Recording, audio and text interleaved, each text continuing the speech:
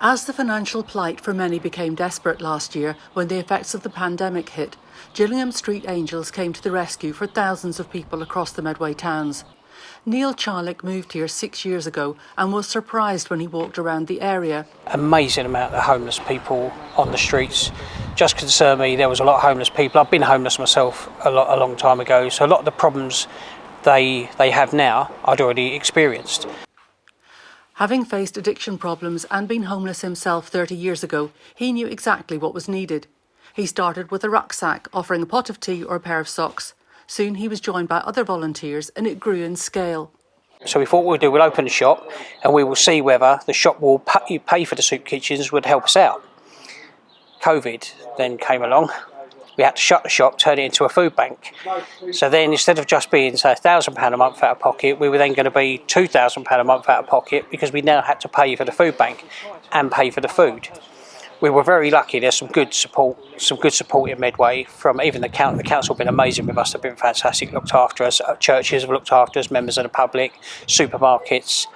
Within that 18 months, it's just grown kind of crazy. We've now got 4 vans on the road. We've got a cafe, there's allotments, there's the warehouse that you've seen. Part of this will be opened into a shop to help fund it.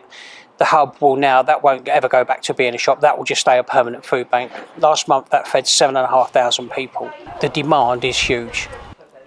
The pandemic changed the service in a way Neil didn't anticipate.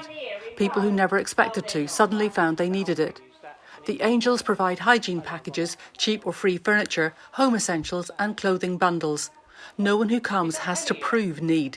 I hate the prove you're poor kind of thing. I'm really not a fan of that. So we just give the food to people. But people who would previously turn up and say, oh, I've got a friend or I'm helping someone or they may be a social worker, work for the NHS. Now they're coming themselves saying, actually, I'm in trouble. Can you help me? So the kind of people we're getting, the furlough, the people who have lost their jobs, it's just massive, the problem. What Gillingham Street Angels achieved in a short time in response to this emergency has been supported by Medway Volunteer Action.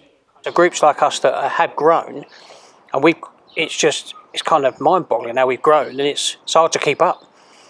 But it's good that there is support out there for groups like us to keep going and to make sure that the services are still there for people and they will still be able to access food and clothes, toys, bedding, literally all sorts of things. If we've got it, we'll give it to people.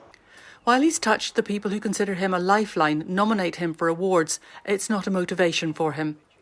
I feel nice that people have thought of me and the group. It's a team, it's not me, it's the results. I love the results and it's hard to explain. I don't like the publicity side of it. I'm more in it I just want to help people. When I was there wasn't any help.